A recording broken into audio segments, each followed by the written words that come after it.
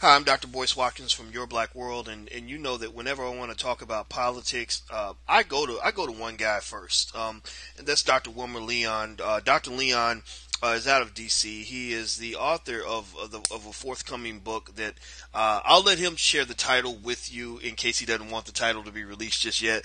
But he's also the host of Inside the Issues with Wilmer Leon, which appears on Sirius XM channel 126 Saturdays from 11 to 2. I highly suggest that you check the show out. But before I get started on the topic, I want to ask Dr. Leon, how you doing today, brother? I'm doing very well, man, and as always, I am humbled whenever you call and seek my perspective on anything. So, Oh, thank you very much. well, the humbling is all mine. So you got to get in line. I was humbled first. But by the way, your new book, just out of curiosity, I mean, are you able to share the title yet? I'd rather not. Let me just say that it's a collective. It's a collection of my op-eds. It's commentary and analysis on race, war, ethics, and the American political landscape.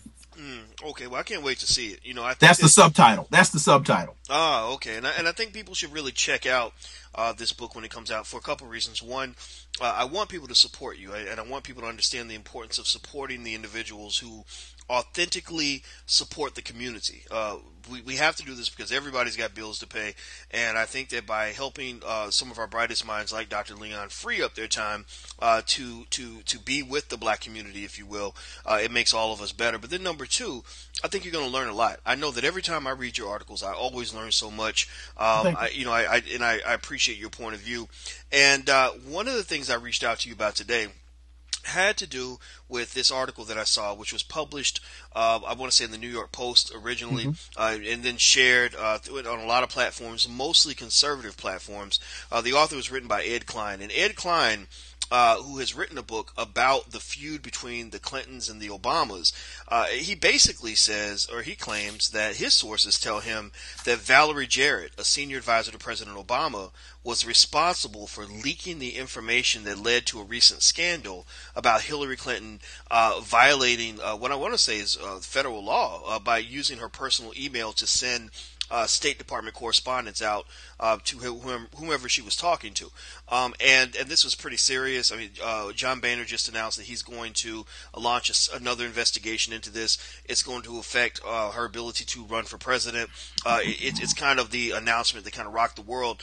And the idea that Valerie Jarrett, who's close to President Obama, would be the person responsible for this leak was disturbing to say the least. So I reached out to you because I wanted to know what your thoughts were when you saw this story, and based on, especially given that you have so much knowledge about how the presidency works, what's going on here? Well, when you called me, and I had heard about the story, but had not yet read the story. So the first thing I did was went online and pulled the story down, and I went to see who wrote it. Ed Klein, author of Blood Feud, the Clintons versus the Obamas. So I said, okay, well, this may very well be Ed Klein trying to promote his own book. The second thing I did was I looked at where was it published. It was published in the New York Post, which I believe is a paper owned by Rupert Murdoch.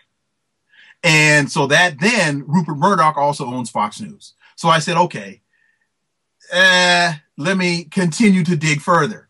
The next place I saw the piece was in the Washington Times, which is owned, I think, by Reverend Sun Myung Moon, and it's another conservative source. And the Washington Times,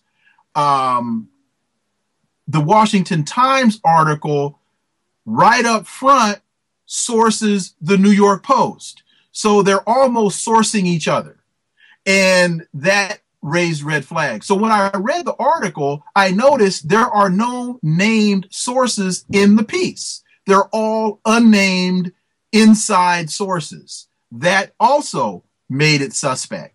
So, the two things when you're trying to figure out why something is being done, you follow the money and you consider the source.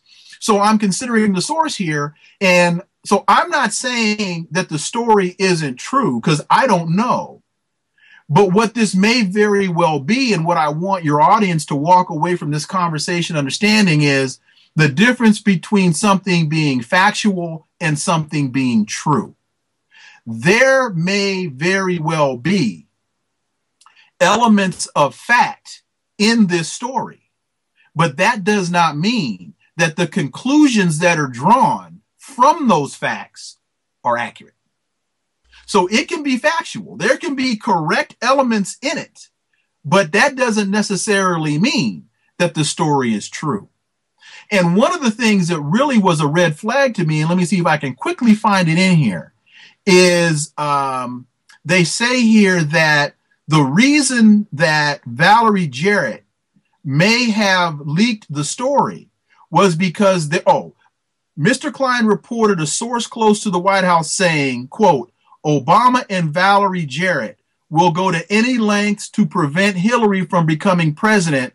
They believe that Hillary, like her husband, Bill, is left of center, not a true liberal. Barack Obama is not a liberal. Barack Obama is a neoliberal. And so that line was a red flag to me that Mr. Klein is really trying to fan these flames, and he's playing to a particular audience that's going to believe that Barack Obama is a liberal. Barack Obama is not a liberal. I mean, look at his finance policy.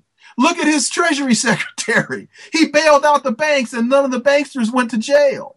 Look at his warrantless wiretapping and how, and look what's happened to whistleblowers. He's prosecuted more whistleblowers than anybody. The drone program. There's nothing liberal about Barack Obama. So that line right there told me there's a slant to this story that makes one weary. Or wary. I'm sorry, wary. Not weary, wary. So I'm not saying it isn't true. I'm saying it needs to be looked at through the lens of skepticism. Interesting. Well, what I'll do is I'm going to read some bullet points that were made in the UK Daily Mail, which, again, I know they have a connection to the New York Post. I don't know exactly who owns them, but I know they have some sort of connection where I think they might actually have the same owner, which, again, feeds into what you were saying about this sort of feedback loop where, we're all... It's an echo chamber. We're all sourcing each other. Yeah, it's an echo chamber. More valid. And in fact, another source that I saw the story covered in was The Blaze, which is owned by, guess who? Glenn Beck, right? So it's, everything you said makes perfect sense. And so here's some of the bullet points that they mentioned. They said that the leak was reportedly planned to hit at the same time Clinton planned to announce her run for presidency. The New York Post claims that Jarrett was angry that the Clintons had been working to marginalize President Obama.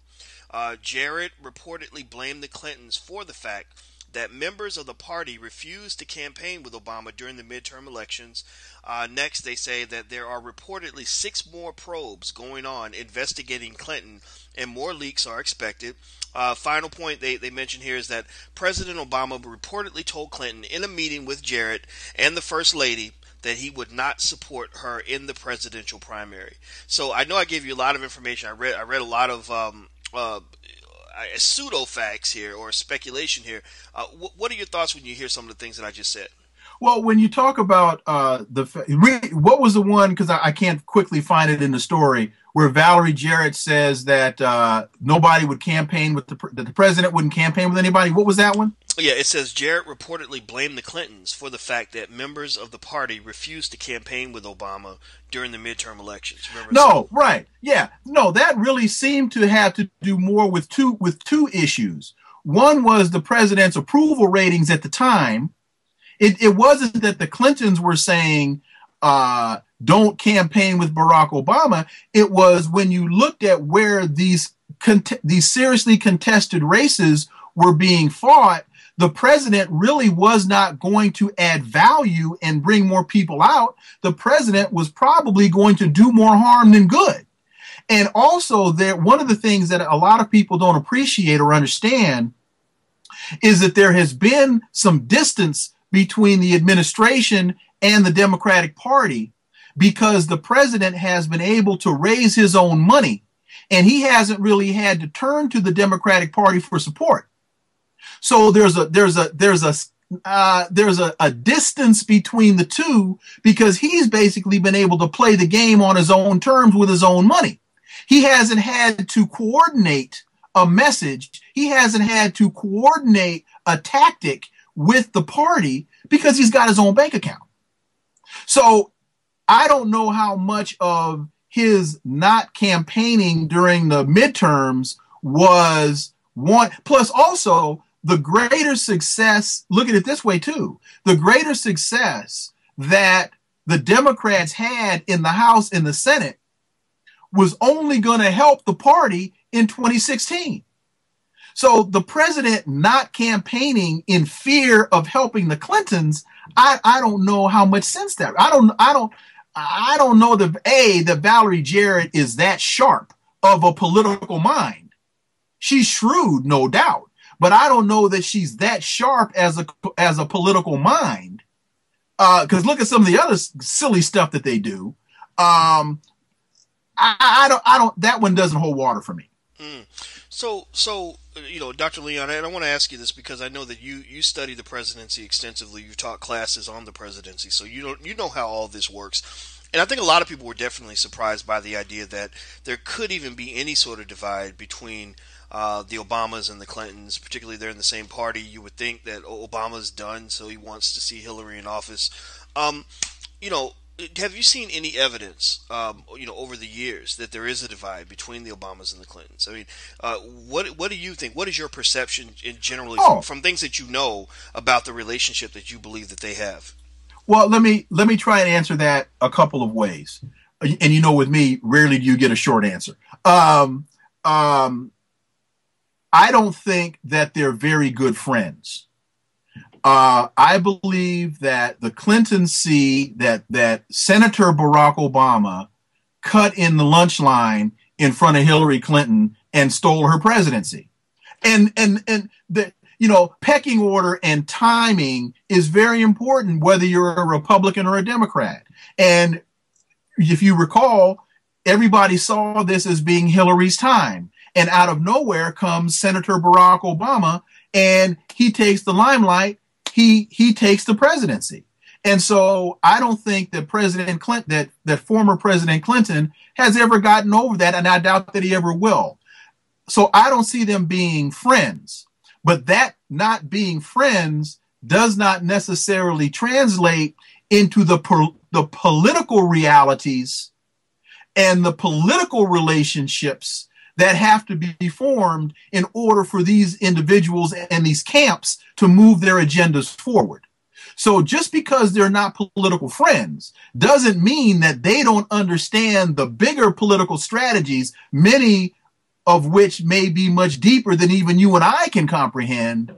And so, my enemy's enemy is my friend kind of thing. So, no, I don't think that they're friends. I don't think that outside of required appearances, such as state funerals and other types of things, that you're going to see Bill Clinton and former President Clinton and later former President Obama on the golf course or sitting on a yacht drinking brew. I don't think that's going to happen. But when it comes down to the hardcore political realities and how that game gets played, I think they both understand, because at the end of the day, they're both functionaries of the imperialist American government. And so that's why, on the one hand, Senator Obama can campaign as this liberal, but he governs as a neoliberal. Interesting. So, one thing I want to ask you in terms of your perspective on this, this email scandal, which seems to be pretty serious for Hillary Clinton. You got Boehner launching an investigation. It did come out in kind of a timely manner. It seems like someone may have leaked this, whoever it was, whether it's Valerie or somebody else. Why, how do the Republicans really gain from, I guess, two things? Do they gain from the email scandal, and how do they gain from the email scandal, and how do they gain from any potential discord or discontent between the Obamas and the Clintons? How can the Republicans sort of win and leverage this to their advantage? I think the only way the Republicans can win from the email scandal is if there actually proves to be something there. There's no there that I've been able to determine. So at the end of the day, what I think the uh, um, the majority of people in the country are going to sit back and say is, when are you guys going to shut up, focus on what really matters, and get something done? Why do you continue to scream about Benghazi when 5 different government agencies have done investigations and come to the conclusion there is no there there? When are you going to stop shooting in the dark and actually hit a target? So, this seems to be more Newt Gingrich kind of foolishness back when he was Speaker of the House. They continually overplay their hand and wind up shooting themselves in the foot. And I think that this is going to happen again. The public is going to look at this and say, stop, enough already. We've seen this movie 5 times and it ends the same way every time. And at the end of the day, there's no there there. All this really does is it's just more. I'm trying to remember the phrase. People who watch Fox News aren't looking for information; they're looking for validation. And so what we're finding here is this is another part of the echo chamber, and those that are gleaning to this are those that are merely trying to validate what they believe to be true instead of actually looking for something new and something that is relevant and something that is substantive. There's nothing there. What this really comes down to, I think, is Hillary Clinton understanding I did not want to get involved in having my emails tracked. She opted out. Something we can't do on Google, we can't do on Yahoo, we can't do through the internet. We can't opt out to have our stuff remain private. Hillary Clinton opted out by establishing her own server in her garage or wherever, in her basement, wherever the heck it is. And so she was able to control her private information in a way that the average citizen cannot. That's what really, I think, and that people need to read Robert Shear's book, They Know Everything About You. In fact, give me 1 second here. Sorry, I thought I had it. Oh, that's okay. Oh, here it is. People need to read Robert Shear's book, They Know Everything About You, How Data Collecting Corporations and Snooping Government Agencies Are Destroying Democracy. That's what Hillary Clinton was doing. She didn't want the data collecting elements of the government to encroach upon her privacy. So this had nothing to do with I don't want to carry 2 devices. That now what may come back to haunt Hillary was how stupid that explanation was. I don't want to. So Bill can't figure out how, or what's their daughter's name? Chelsea. Couldn't show her mother. Well, look, Mom, this is how you put Gmail and Yahoo on the same device. She couldn't figure that out. That's foolishness. What this came down to was Hillary opted out of the data collecting process that we as average citizens cannot. That's so interesting. Well, the last question I want to ask you before I let you get back to your busy day. I know you're working on your book. You got so many things going on, and Trying to be like you, man. Oh, come on now. Come on. Give me a break. Nobody wants to be like me. But you know, man, here's what I want to ask you. All right, and I've become increasingly fascinated with the dysfunctionality of our government, and particularly as it relates and compares to governments past. You know, you're an expert on history. You know everything, or you know a lot. I don't say everything, but you know a lot of things that a lot of people don't know about history. I'm no Gerald Horn. Go ahead. Well, you know, hey, I'm just trying to make up for all the stuff I didn't learn as a kid. You know, from this miseducation system that so many of us little black boys were exposed to. And I want to ask you this, in your expert opinion. How does our government's current dysfunctionality and lack of productivity compare to governments past? Would you say that this is one of the most dysfunctional governments of all time? Yes. Really? No question. Really? No question. Yes. Yes. Please elaborate. Well, I think Senator Obama was absolutely correct when he said, and when, if you recall, he was campaigning out in San Francisco. He was at a cookout, and somebody videoed him saying that when the economy turns bad, conservatives turn to their guns, they turn to their religion, and they become xenophobic. And he said it was people like Lou Dobbs and who's the other guy from Fox? Not Glenn Beck, but anyway, Bill O'Reilly. Bill O'Reilly. He said it was people like Bill O'Reilly and Lou Dobbs that fanned the flames of homophobia, xenophobia, and also and he caught a whole bunch of hell for having made. But he was absolutely right. And so you take that and inject their bigotry and their true, utter disgust and hatred for the fact that there is an African American in the White House, and that has brought this country to a grinding halt. And I think that's the element in the analysis that really has pushed this over the edge. Since the Reagan administration, and as conservatives have been using religion as a wedge device and have been increasing the schism not only within the Republican Party but within the country overall, that has been growing over time. What has put it on warp speed is the fact that you now have an African American in the White House, and whether you're Haley Barbour or whether you're Lindsey Graham, or they cannot stomach the fact that they have to deal with an African American, and that to me is what has made this thing just exponentially worse.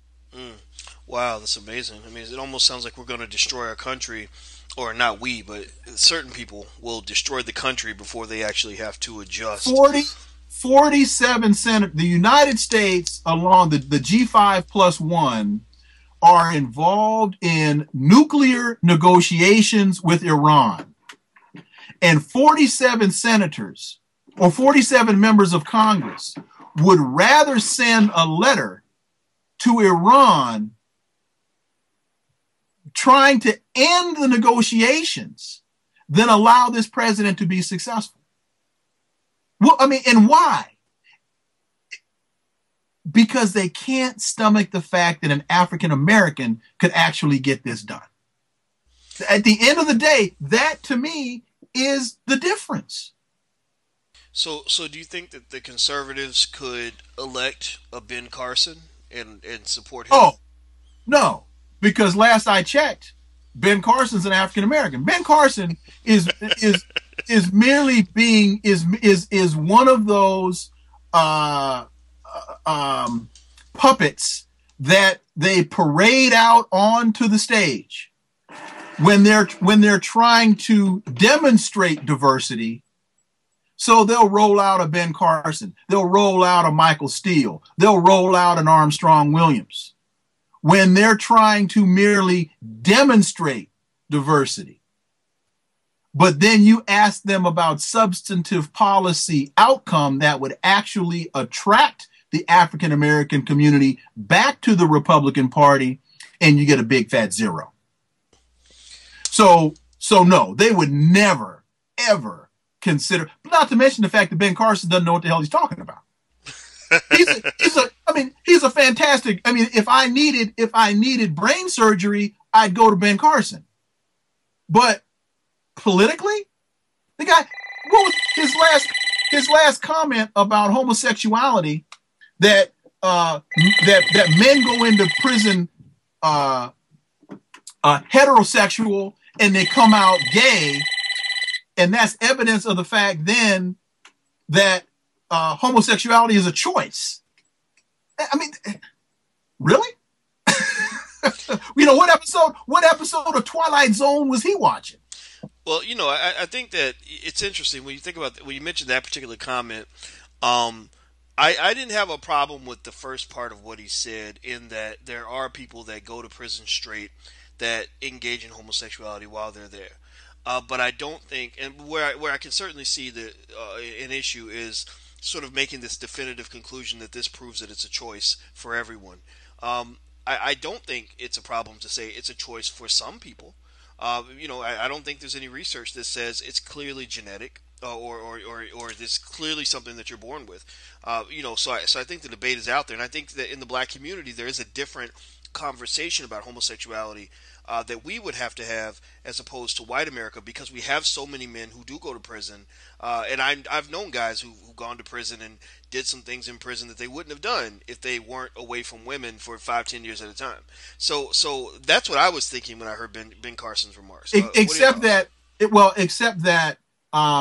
there are I wrote my dissertation on the prison industrial complex, and so I've looked at a number of these issues, and one of the things that you find out, what most of the studies will show you as it relates to sex in prison, is that is a power dynamic, that it has nothing to do with sexual attraction and choice, that it has to do with power, and that sex in prison is used as a weapon.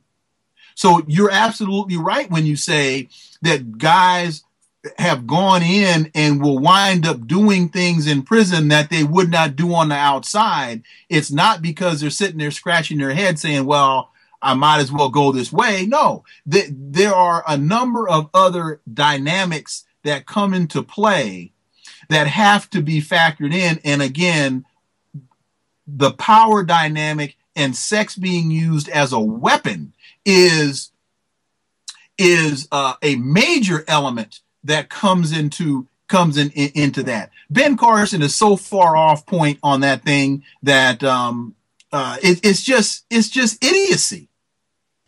Well, you know what? We'll have to finish that part of the conversation later. But I think that's certainly worth talking about. I mean, in fact, you've given me several things just today that when we've talked that I would love to have conversations about in the future. And I want people to know that's why I enjoy talking to you, because every time we talk, you literally, I'll call you to talk about one thing, and then 4 or 5 topics will spring out of that, and I'll say, oh man, that would be great to talk about. And so, well, that's because I have attention deficit disorder, and I can't stay on one topic for too long. You and me both, brother. You and me both. I was misdiagnosed and didn't get all of my medication, so people have to excuse my ADHD. Unfortunately, it fits with the world that we live in now. We live in an ADD kind of world. I've taken 30 minutes of your time, man, and I just want to say thank you so much for taking the time to explain these issues to us. I really appreciate it.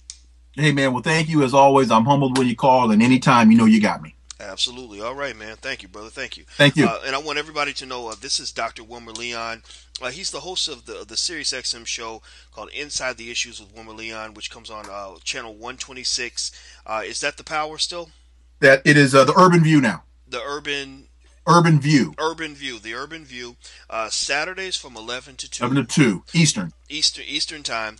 You got to check it out. And I'm Dr. Boyce Watkins from Your Black World. I want to say thank you so much for checking us out today. And until we meet again, please stay strong, be blessed, and be educated. We are gone. Peace.